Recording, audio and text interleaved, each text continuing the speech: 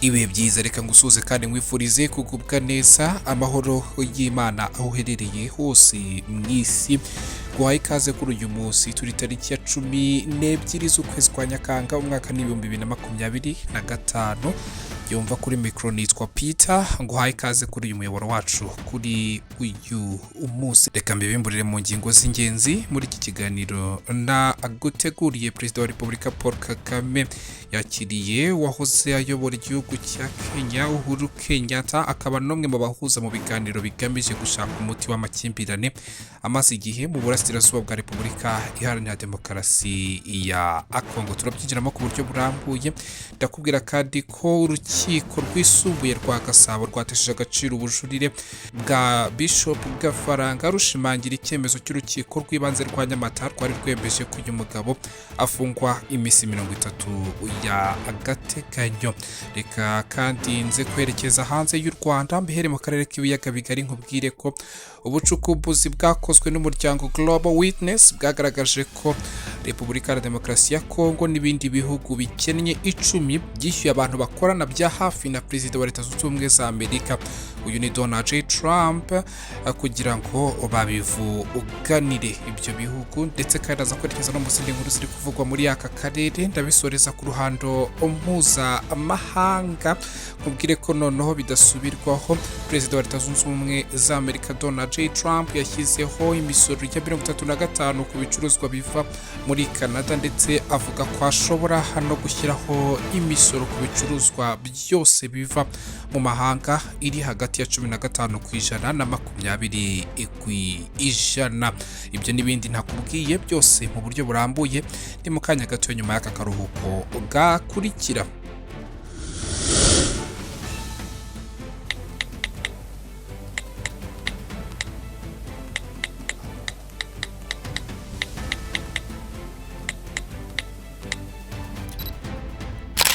Perezida wa Repubulika y'u Rwanda Paul Kagame yakiriye Uhuru Kenyatta wahoze ari perezida wa Kenya, akaba n'umwe mu bahuza mu biganiro bigamije gushaka umuti w'amakimbirane amaze igihe mu burasirazuba bwa Repubulika Iharanira Demokarasi ya Kongo. Ibiganiro byabo byagarutse ku ngamba zigamije gushaka amahoro arambye mu burasirazuba bw'icyo gihugu binyuze mu gukemura impamvu muzi y'ibibazo byateje intambara ihagaragara.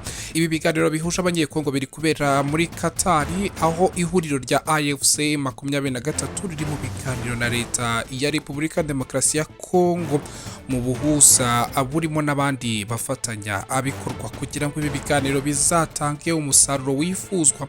Ni ingenzi cyane ko impande zombi ziganira ku mpamvu muzi ituma ibibazo by'intambara mu burasirazuba bwa Kongo biba agaterera nzamba. Tariki ya 27 z'ukwezi kwa Werurwe uyu mwaka, umuyobozi wungirije wa AFC 23 uyu ni bwana Bertrand Bisimwa n'umuyobozi ushinzwe ubutasi n'ibikorwa bya gisirikare Colonel Nzenze Imani John bagiye ku murwa mukuru w'igihugu cya Qatar i Doha, bahaganirira na leta y'iki gihugu cya Qatar ku byifuzo byabo. Uhuru Kenyatta wayoboye igihugu cya Kenya ari mu bahuza batanu bashyizweho n'umuryango wa Afurika y'Uburasirazuba ndetse n'umuryango wa Afurika y'Amajyepfo w'ubukungu SADC kugira ngo bagire uruhare mu gukemura ikibazo cy'intambara zimaze igihe mu burasirazuba bw'iki gihugu cya rutura cya Kongo. Abandi ni Olusegun Obasanjo wayoboye igihugu cya Kenya, Catherine Samba Apanza wayoboye Repubulika ya Centrafrica, Kgalema Montrate wayoboye Afurika y'Epfo na Sahle-Work Zewde wayoboye igihugu cya Ethiopia. Mu rugwiro rwinshi rwose murabona ko Perezida wa Repubulika Paul Kagame yakiriye uwahoze nawe ayoboye igihugu cya Kenya, banakoranye neza. Reka mpindura ingingo nerekeze mu butabera. Urukiko rwisumbuye rwa Gasabo rwatesheje agaciro ubujurire bwa Bishop Gafaranga rushimangira icyemezo cy'urukiko rw'ibanze rwa Nyamata rwari rwemeje ko uyu mugabo afungwa iminsi 30 y'agateganyo. Ni icyemezo cyasomwe ku munsi wo ku itariki ya 11 z'uku kwezi kwa Nyakanga, nyuma yaho uyu mugabo yitabye urukiko rwisumbuye rwa Gasabo ku itariki 7 z'ukwezi kwa Nyakanga Gafaranga uyu mwaka aburana ubujurire ku cyemezo yari yafatiwe n'urukiko rw'ibanze rwa Nyamata cyo kumufunga by'agateganyo imisi 30 nubwo urubanza rwabereye mu muhezo. Amakuru make yabashije kujya hanze ahamya ko madame we bashakanye mu byemewe n'amategeko Annette Murava umugore we yari yagiye ku rukiko yitwaje ngo inyandiko igaragaza ko adafite go gahinda agakabije.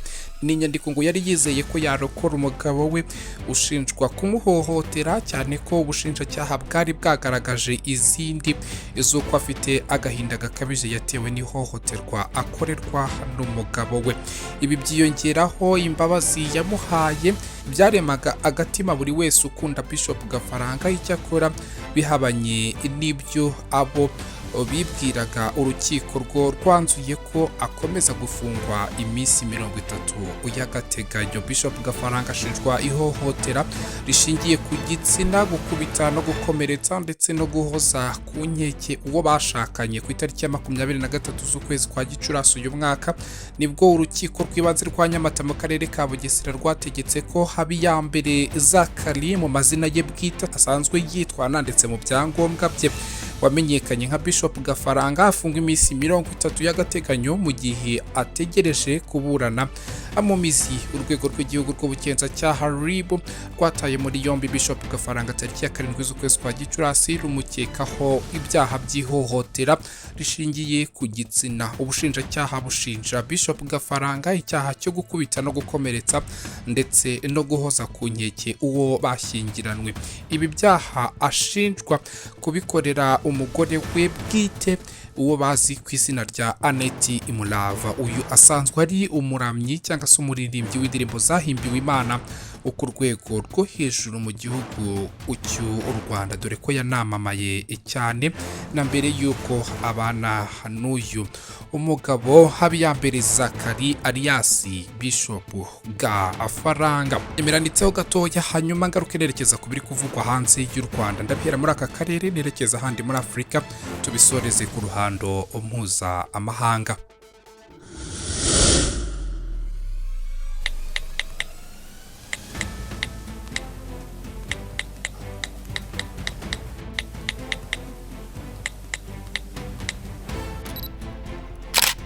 Ubucukumbuzi bwakozwe n'umuryango Global Witness bwagaragaje ko Repubulika ya Demokarasi ya Kongo n'ibindi bihugu bikennye 10 byishyuye abantu bakorana bya hafi na Perezida Donald J. Trump wa Leta Zunze Ubumwe za Amerika kugira ngo babivuganire. Nk'uko raporo y'uyu muryango yasohotse tariki ya 9 z'ukwezi kwa Nyakanga uyu mwaka ibigaragaza ibi bihugu byatangiye kwishyura aba banyamerika kuva mu mwaka ushize ubwo Donald J. Trump yatsindaga amatora y'umukuru w'igihugu. Ibyifuzo by'ibi bihugu byari uko Amerika yakomeza kubiha inkunga y'uburyo butandukanye no bufasha mu bya gisirikare, nabyo byemera kwifatanya n'abashoramari b'abanyamerika mu kubyaza umusaruro umutungo kamere ibi bihugu ubifite. Uyu muryango ugaragaza ko leta y'Kinshasa yishyuye ikigo Bardel Partner cy'umunyamerika Brian Bardel miliyoni 1.2 by'amadolari Leta Zunze Ubumwe za Amerika yemerera ibigo by'abanyamerika gutunganya amabuye y'agaciro yayo arimo cobalt ndetse na coltan mu gihe Leta Zunze Ubumwe za Amerika yafasha igisirikare cyayo. Bardel ni inshuti ya Trump kuva mu myaka 30 ishize. N'umwe mu bateraga inkunga bikomeye ibikorwa by'umunyepolitike mu bikorwa byo kwiyamamaza byabaye mu mwaka w'ibihumbi 2016.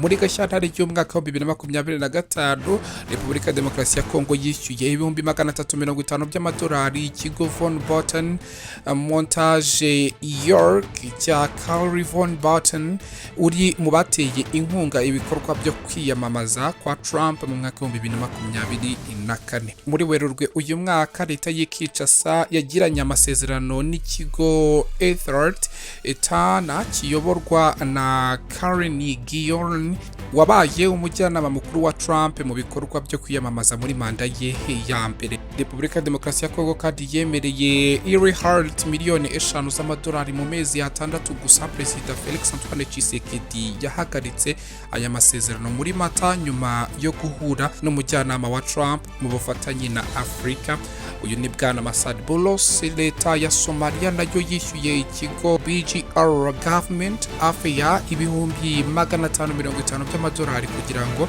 kiyivuganire Amerika izakomeze ishyigikire igisirikare cyayo. Sean Duffy wabaye mu buyobozi bwa BYIFASHE ubu ni umunyamabanga wa Leta Zunze Ubumwe za Amerika ushinzwe ubwikorezi, umwanya yahawe na Perezida Trump ubwo yasubiraga ku butegetsi muri Mutarama y'umwaka wa 2025. Muri Mutarama y'uyu mwaka kandi leta ya Angola yemeye kwishyura ikigo Squad Porton Bogies miliyoni 3.75 by'amadolari ya Leta Zunze Ubumwe za Amerika mu mwaka, bivuze ko buri kwezi iki kigo cyishyurwa amadolari ibihumbi 312.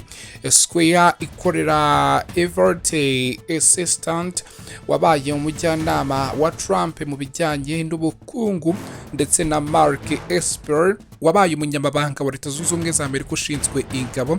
Leta ya Pakistan yishyura buri kwezi ibigo bibiri by'abanyamerika ibihumbi 450 by'amadolari birimo Syrian Law na Subcontractors Javil Advisor gihuzwa na Kathy Shilo wahoze ari umurinzi wa Perezida Trump. Pakistan yijeje Amerika ubufatanye mu kubyaza umusaruro umutungo kamere ifite urimo amabuye y'agaciro y'ingenzi mu gihe yakomeza kuyishyigikira. Muri rusange amasezerano y'ibi bihugu n'ibigo by'abanyamerika kuva ubwo Trump yatsindaga amatora kugeza muri Mata y'umwaka wa 2025 yageze mu gaciro ka miliyoni 17 z'amadolari ya Leta Zunze Ubumwe za Amerika. Iby'abashaka inkunga z'abanyamerika byo ni inkuru ndende cyane umuntu atabara kugira ngo abone naho irangirira biragoranye, ariko reka ngewe mpindura ingingo. Ndacyari muri aka karere k'ibiyaga bigari mu gihugu c'ababanyi. Iyo nkoresheje iryo jambo murabimenyereye ko mba ngiye kuvuga ku gihugu cy'u Burundi. Abarundi by'umwihariko abatuye mu majyaruguru y'iki gihugu baratakambira ubuyobozi bwabo kugira ngo bufungure imipaka yose ihuza kino gihugu cyabo ngo n'u Rwanda babone uko bashaka imibereho, kuko ubuzima burazimvye nk'uko bakomeza kubivuga mu rurimi rw'iwabo, cyangwa se ubuzima burahenze. Muri komine Nyamurenza mu yahoze ari intara ya Ngozi, Bugabira, Ntera na Busoni mu yahoze ari intara ya Kirundo bagaragaza ko ingendo bagirira mu Rwanda binyuze mu nzira zo kubutaka zari zibafatiye runini, kuko bacuruzanyaga n'abanyarwanda cyangwa se bakabaha imirimo. Umucuruzi wo muri Nyamurenza yasobanuye ko mbere y'uko imipaka ifungwa yajyaga gucuruza inkoko mu Rwanda agatahana imyenda ya caguwa akayicuruza iwabo. Ahamya ko imibereho ye yahagaze. Ati twajyaga tugurisha inkoko mu Rwanda tugatahana imyenda ya caguwa yo kugurisha ku masoko y'iwacu, imibereho yacu yose yarahagaze. Mu mirimo abarundi begereye imipaka bajyaga gukora mu Rwanda harimo n'iy'ubuhinzi yihemberwa ku munsi ibizwi nk'imibyizi. Basobanura ko amafaranga bishyurwaga n'abanyarwanda yari abatunze cyane, ko yari menshi ugereranyije ngo n'ay'iwabo mu gihugu cy'u Burundi. Umubyeyi ufite abana 6 wo muri Busoni yatagaje ko ubuzima abaturiye imipaka babayemo bugoye kubera icyemezo cyafashwe n'ubutegetsi bwabo, kuko no kubaho bisaba kwizirika umukanda cyane. Yagize ati ntacyo dufite, hari ubwo abana bacu barya rimwe ku munsi, ntabwo tukizi uko twabaho. Abarundi baturiye imipaka ntabwo bumva uko bazira ibyemezo bifatwa n'abanyepolitike, kandi nta ruhare bafite mu mwuka mubi uri hagati y'ibihugu byombi, u Rwanda n'u Burundi. Ibyo babishingiraho basaba ubutegetsi bukorera Igitega ku murwa mukuru w'ubutegetsi bw'iki gihugu bwabo gufungura rwose ngo imipaka bakongera bakibonera akaryo bagacuruzanya bakanakorana n'abanyarwanda. Umucuruzi yatakambye agira ati nta ruhare tugira muri politike, turashaka gukora kugira ngo tubeho, nimudufungurire umupaka. Uburundi bwafunze imipaka yabwo n'u Rwanda muri Mutarama y'umwaka wa 2024 burushinja gufasha umutwe witwaje intwaro ngo Waridi Tabara. Iki kirego rwagiteye utwatsi u Rwanda rwo rugaragaza ko ari uburyo bwo kwihunza inshingano za leta y'Igitega zo gukemura amakimbirane ari imbere muri iki gihugu cy'u Burundi. Muri Werurwe y'umwaka wa 2025 intumwa z'ibi bihugu zahuriye mu biganiro kugira ngo zikemura aya makimbirane mu gihe hari icyemezo ko umubano ushobora kuba mwiza vuba.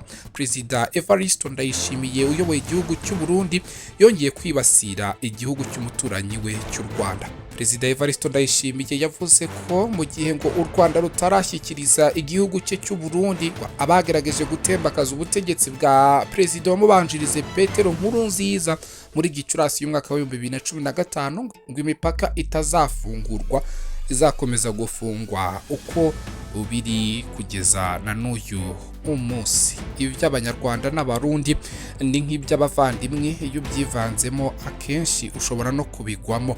Uko biteranije duhamya ko ari nako bazongera kwihuza. Gusa ikigaragara cyo abantu bakeneye kongera kubaho neza kandi bakabaho bahahirana hagati y'ibihugu byombi, kubera ko abaturage ba rubanda rugufiya rwose bazira akenshi ibyo badafiteho ubushobozi kandi batagizemo n'uruhare, haba uruhare rutoya rwose, kubera ko politike ikinirwa mu mirwa mikuru ntaho igize ihuriye rwose n'umuturage wa rubanda rugufiya rurimo rwicira isazi mu jisho muri kiriya gice cyegereye umupaka w'u Rwanda u Burundi. Ku ruhande rw'u Burundi imipaka yarafunzwe, ariko ku ruhande rw'u Rwanda imipaka irafunguye.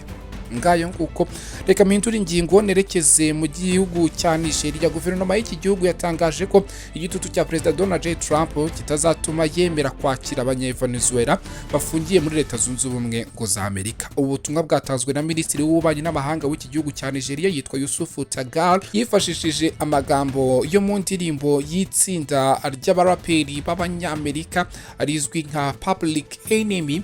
Ati mu magambo y'itsinda ry'abaraperi bo muri Leta Zunze Ubumwe za Amerika ryamamaye Public Enemy, uribuka umurongo wa Flavor Flav, umwe mu barigize wavuze ngo Flavor Flav afite ibibazo bye ntacyo nagufasha man.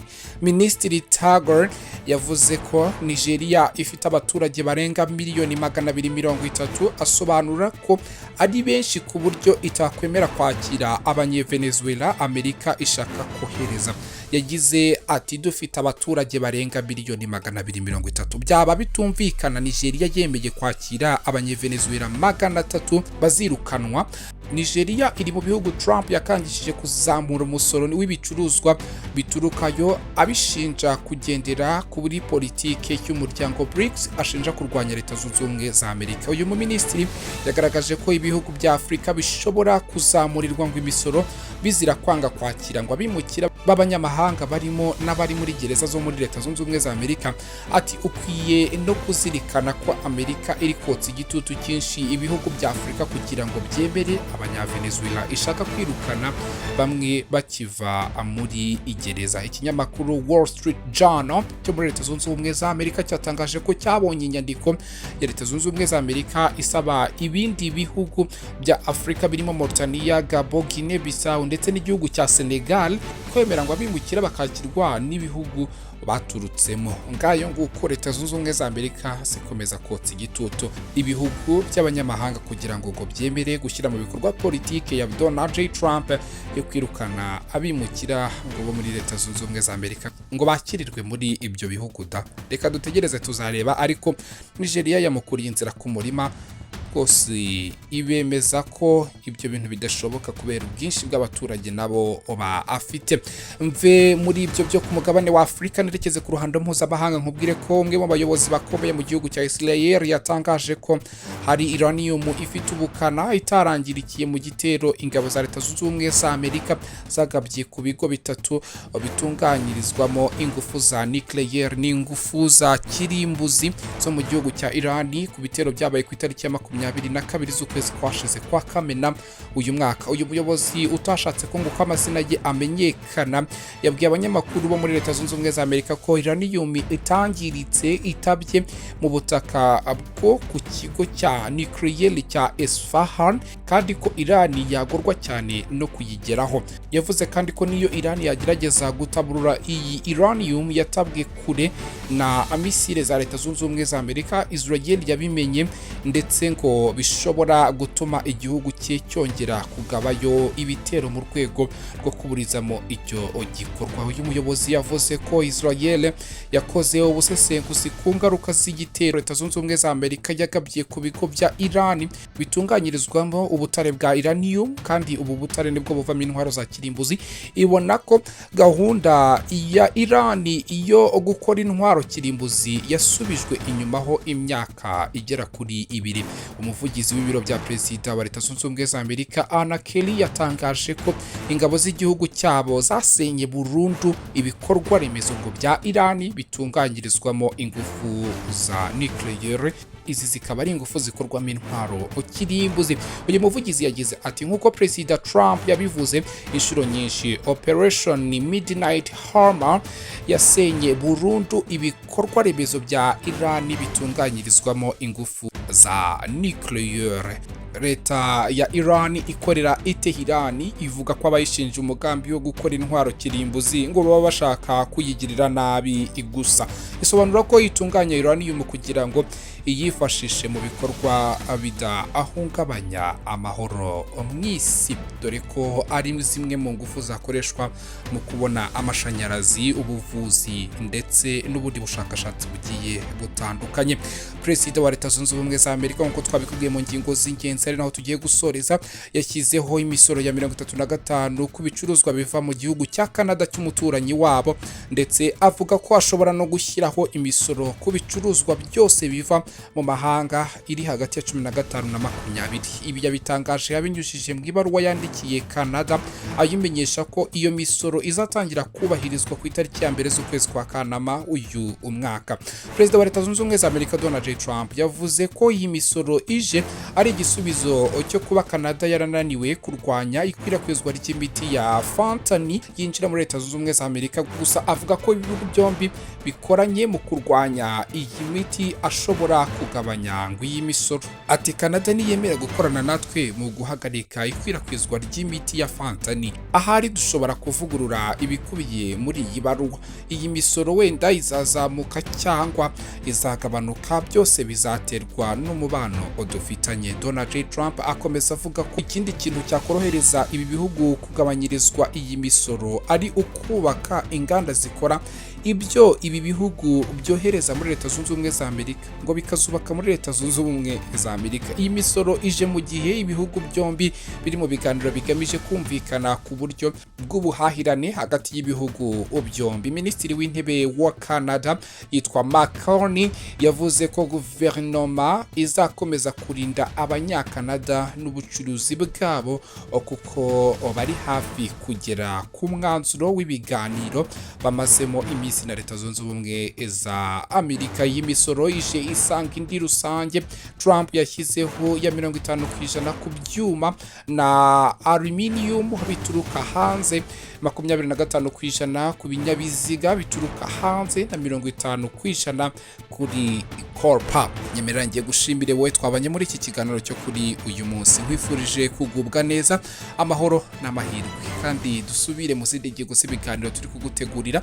Tukwifurije kugira weekend iryoshye kandi weekend irimo amahoro n'amahirwe. Nyemerera kandi ngiye nkubwire ko nitwa Peter, turi tariki ya 12 z'ukwezi kwa Nyakanga umwaka n'ibihumbi 2025. Kuri uyu muyoboro wacu ibiganiro byo ntabwo ari ibura, tuzakomeza kugenda tubikugezaho muri iyi weekend kugeza aho izasorezwa tukinjira mu kindi cyumweru ugishya cy'uku kwezi kwa Nyakanga. Reka nkwifurize kugira ibihe byuzuyemo umugisha w'Imana. Ciao ciao, bye. Kefa Advert Producer, gukorera advertisement kwamamaza bivuga kuri business yawe na documentaire zabiza ubuhamya bwawe cyangwa ku cyari cyo cyose ushaka gukoreraho mwijwi ryiza ry'umwimerere bya kinyamwuga. Nyandikira kuri WhatsApp cyangwa umpamagare kuri nimero zikurikira 0782892478. Advertise with me professionally.